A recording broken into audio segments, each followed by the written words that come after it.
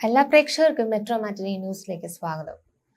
മോനിഷയുടെ മരണം പോലെ മലയാളികളെ ഇത്രയധികം വേദനിപ്പിച്ചൊരു മരണ വാർത്ത ഒരുപക്ഷെ ഉണ്ടാകാനിടയില്ല. വളരെ കുറച്ചു കാലം കൊണ്ട് അഭിനയ ജീവിതത്തിൽ വലിയ നേട്ടങ്ങൾ സ്വന്തമാക്കാൻ നടി മോനിഷയ്ക്ക് സാധിച്ചിരുന്നു. ദേശീയ പുരസ്കാരം വരെ സ്വന്തമാക്കിയ നടി 21ാമത്തെ വയസ്സിൽ ഒരു വാഹനാപകടത്തിലാണ് മരണപ്പെടുന്നത്. അന്ന് ഒപ്പമുണ്ടായിരുന്ന അമ്മ ശ്രീദേവി ഉണ്ണി രക്ഷപ്പെടുകയായിരുന്നു. മോനിഷ മരിച്ചിട്ട് 31 വർഷം പിന്നിട്ടിട്ടും ഇന്ന് മകളുടെ ഓർമ്മകളിൽ കഴിയുകയാണ് ഈ അമ്മ. വർഷങ്ങൾക്ക് മുൻപ് നടന്ന അപകടം ഇന്നും കൺമുന്നിൽ നിൽക്കുന്നതായാണ് ശ്രീദേവി പല അഭിമുഖങ്ങളിലും പറഞ്ഞിട്ടുള്ളത്. മോനിഷ മരിച്ച 2 വർഷത്തിനു ശേഷം മോഹൻലാലിനും മണിയംപിള്ള രാജുവിനും ഉണ്ടായ ഒരു അനുഭവമാണ് ഇപ്പോൾ വീണ്ടും സോഷ്യൽ മീഡിയയിൽ വൈറലായി മാറുന്നത്.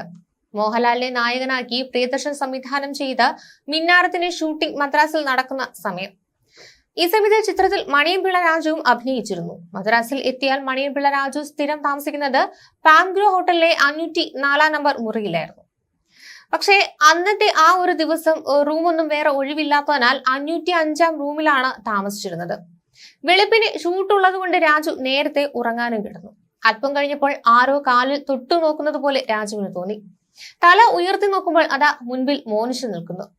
തിളങ്ങുന്ന വലിയൊരു ലാച്ചയും അതിന് ചേരുന്ന കറുത്ത ടോപ്പും അതിൽ സ്വർണ്ണ നിറത്തിൽ ഡിസൈൻ ചെയ്ത വലിയൊരു പൂവും ഇതായിരുന്നു ആ സമയത്ത് മോനിഷയുടെ വേഷം. രാജു അന്നോളം കാണാത്ത ഒരു വേഷത്തിലായിരുന്നു മോനിഷ മുന്നിൽ നിൽക്കുന്നത്. അമ്മ വരാൻ വൈകും, അതുകൊണ്ട് രാജുവേട്ടനോട് സംസാരിച്ചിരിക്കാമെന്നൊക്കെ കരുതി വന്നതാണെന്ന് മോനിഷ പറയുന്നുണ്ട്. ഓ അതിനെന്താ എന്ന് മണിയമ്പിള്ള രാജുവും പറഞ്ഞു. എന്നാൽ പെട്ടെന്ന് തന്നെ രാജു ഉറക്കത്തിൽ നിന്ന് ഞെട്ടി ഉണർത്തപ്പോൾ മോനിഷയെ കാണാനില്ല. മോനിഷ മരിച്ചിട്ട് 2 വർഷമായിരുന്നു. അന്ന് രാത്രിയിൽ രാജുവിന് ഉറക്കം വന്നില്ല. പിറ്റേ ദിവസം തനിക്കുണ്ടായ അനുഭവം മോഹൻലാലിനോടും പ്രിയദർശനോടും പങ്കുവച്ചു. ഇത് കേട്ട് മോഹൻലാൽ അക്ഷരാർത്ഥത്തിൽ തലയിൽ കൈവച്ചുകൊണ്ട് പറഞ്ഞു, കമലദളത്തിന്റെ ഫംഗ്ഷന് വേണ്ടി മദ്രാസിൽ വന്നപ്പോൾ മോനിഷയും അമ്മയും താമസിച്ചിരുന്നത് ഈ റൂം 505-ലായിരുന്നു. രാജു സ്വപ്നത്തിൽ കണ്ട അതേ വേഷത്തിലായിരുന്നു അന്ന് മോനിഷ ധരിച്ചിരുന്നതും. അത് അക്ഷരാർത്ഥത്തിൽ താരങ്ങൾ പകച്ചുപോയൊരു സംഭവമായി മാറുകയായിരുന്നു.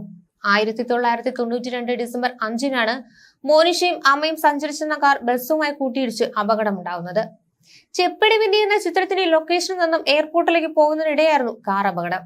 ഗുരുവായൂരിലെ നൃത്ത പരിപാടിയുടെ റിഹേഴ്സലിനായി ബാംഗ്ലൂരിലേക്ക് പോകാനായി തീരുമാനിച്ചിരിക്കുകയായിരുന്നു മോനിഷ. തിരുവനന്തപുരത്തെ ലൊക്കേഷനിൽ നിന്നും കൊച്ചി എയർപോർട്ടിലേക്ക് പോകുന്നതിനിടെയായിരുന്നു അപ്രതീക്ഷിതമായി ആ അപകടം ഉണ്ടാകുന്നത്.